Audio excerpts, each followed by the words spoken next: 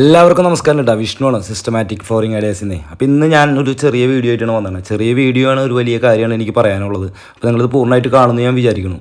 അതായത് ഇന്ന് ഞാനൊരു സൈറ്റ് വിസിറ്റിന് പോയി. അപ്പോൾ അവിടെ ഓൾറെഡി ഒരു സ്ക്രീഡ് ചെയ്തിട്ട് ഉണ്ടായിരുന്നു. അപ്പോൾ ആ സ്ക്രീഡ് കണ്ടപ്പോൾ എനിക്ക് ഉണ്ടായ ഒരു അനുഭവം, അല്ലെങ്കിൽ എനിക്ക് പറയാൻ തോന്നിയൊരു കാര്യമാണ് ഞാൻ ഇന്ന് ഇവിടെ വീഡിയോ ആയിട്ട് പറയാൻ ഉദ്ദേശിക്കുന്നത്. ഇതിൻ്റെ പ്രത്യേകത എന്ന് പറഞ്ഞു കഴിഞ്ഞാൽ ഈ സ്ക്രീഡ് നിറച്ച് കുഴികളാണ്, കറക്റ്റ് ലെവലല്ല, നിറച്ച് ഹോൾസാണ്.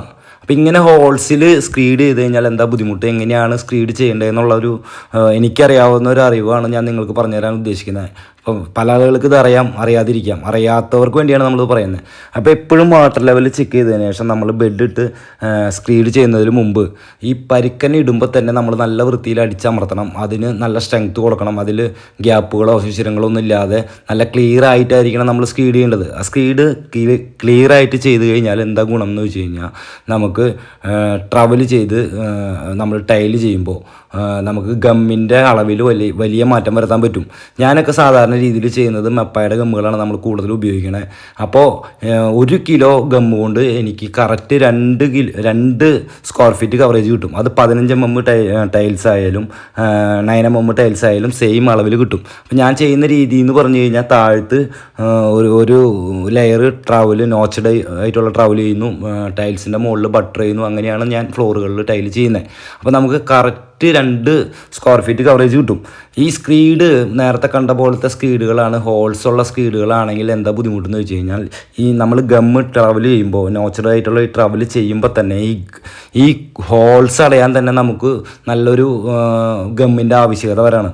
അങ്ങനെ വരുമ്പോൾ നമുക്ക് 1 സ്ക്വയർ ഫീറ്റ് പോലും കവറേജ് കിട്ടാതെ വരും. അല്ലെങ്കിൽ പിന്നെ ചില ആളുകൾ നമ്മൾ ചെയ്യുന്ന കണ്ടിട്ടുണ്ട്, ടൈൽസിലും അതുപോലെ തന്നെ ഫ്ലോറിലും ട്രാവൽ ചെയ്യും. അത് നോച്ചഡ് ട്രാവൽ ചെയ്യും, ബട്ടർ ചെയ്യുന്നതിന് പോലെ അതിലും ട്രാവൽ ചെയ്യും. അതെന്താണെന്ന് വെച്ച് കഴിഞ്ഞാൽ, ഈ സ്ക്രീഡിലുണ്ടാകുന്ന ചെറിയ വ്യത്യാസങ്ങൾ മെയിൻറ്റെയിൻ ചെയ്യാൻ പറ്റാതാവുമ്പോൾ നമുക്ക് ഓൾറെഡി തിക്നെസ് കൂടുതൽ കിട്ടാൻ വേണ്ടിയാണ് ഡബിൾ ട്രാവൽ ചെയ്യണത്. 2 സൈഡിലും നോച്ച് ചെയ്തിട്ടുള്ള ട്രാവൽ ചെയ്യണേ. ശരിക്കും അങ്ങനെ ചെയ്യേണ്ട ആവശ്യമില്ല. നമുക്ക് 1 സൈഡ് ട്രാവലും 1 സൈഡ് ബട്ടർ ചെയ്താൽ തന്നെ നമുക്ക് സ്ട്രെങ്ത്ത് കിട്ടണതാണ്. അത് മതി നമ്മുടെ ഫ്ലോറൊക്കെ ചെയ്യാനായിട്ട്. അത്രയും ഗമ്മിൻ്റെ ആവശ്യകതയെ വരുന്നുള്ളൂ. പക്ഷേ മിക്ക സ്ഥലങ്ങളിലും നമ്മൾ കണ്ടിട്ടുണ്ട് ഡബിൾ സൈഡ് ട്രാവൽ ചെയ്യണതൊക്കെ. ട്രാവൽ ചെയ്യുന്നത് തെറ്റാണെന്നല്ല ഞാൻ പറയുന്നത്, പക്ഷേ അവിടെ നമുക്ക് അത്രയും ഗമ്മിൻ്റെ ആവശ്യകത കൂടും. അപ്പോൾ നമുക്ക് കോസ്റ്റ് വൈസ് അത് നഷ്ടമാണ്. അപ്പോൾ നല്ല വൃത്തിയിലുള്ള സ്ക്രീഡാണ്, നല്ല ലെവലിലുള്ള സ്ക്രീഡാണെങ്കിൽ നമ്മൾക്ക് ഈ പറഞ്ഞ പോലെ 1 സൈഡ് നോച്ചിട്ട് ട്രോളും ചെയ്യണം. സെക്കൻഡ് ടൈൽസിൻ്റെ മുകളിൽ നമ്മൾ ബട്ടറും ചെയ്ത് കഴിഞ്ഞ് കഴിഞ്ഞാൽ നമുക്ക് സ്ക്രീഡിൻ്റെ ലെവൽ കറക്റ്റ് ആണെന്നുണ്ടെങ്കിൽ 1 കിലോ ഗമ്മ് കൊണ്ട് നമുക്ക് 2 സ്ക്വയർ ഫീറ്റ് കവറേജ് കിട്ടും. അതുപോലെ തന്നെ ഫ്ലോർ സ്ക്രീഡ് ചെയ്യുന്ന ഇതിനെക്കുറിച്ച് നിങ്ങൾക്ക് കൂടുതൽ അറിയാൻ ആഗ്രഹം ഉണ്ടെന്നുണ്ടെങ്കിൽ, നമ്മൾ മുമ്പൊരു വീഡിയോ ചെയ്തു വെച്ചിട്ടുണ്ട്. അതായത് ഡ്രൈ സിമെൻറ്റ്, ടോപ്സം എന്നുള്ള പ്രൊഡക്റ്റ് കൊണ്ട്, ഡ്രൈ സിമെൻറ്റ് കൊണ്ട് നമ്മളൊരു ഫ്ലോർ സ്ക്രീഡ് ചെയ്യുന്ന വീഡിയോ നമ്മൾ ചെയ്തിട്ടുണ്ട്. അപ്പോൾ കൂടുതൽ അറിയണമെങ്കിൽ നിങ്ങൾ ആ വീഡിയോ കയറി കാണാം. അതിൻ്റെ ലിങ്ക് ഞാൻ ഡിസ്ക്രിപ്ഷൻ ബോക്സിൽ ഇട്ട് തരാം. അപ്പോൾ താല്പര്യമുള്ള ആളുകൾ അതിൽ കയറി കാണാം. ഇതുപോലുള്ള എനിക്കറിയാവുന്ന ചെറിയ അറിവുകളായിട്ട് ഇനിയും നമുക്ക് വീണ്ടും കാണാമെന്നുള്ള പ്രതീക്ഷയോട് കൂടിയിട്ട് എല്ലാവർക്കും ഗുഡ് ബൈ. അപ്പോൾ പുതിയൊരു വീഡിയോ ആയിട്ട് വീണ്ടും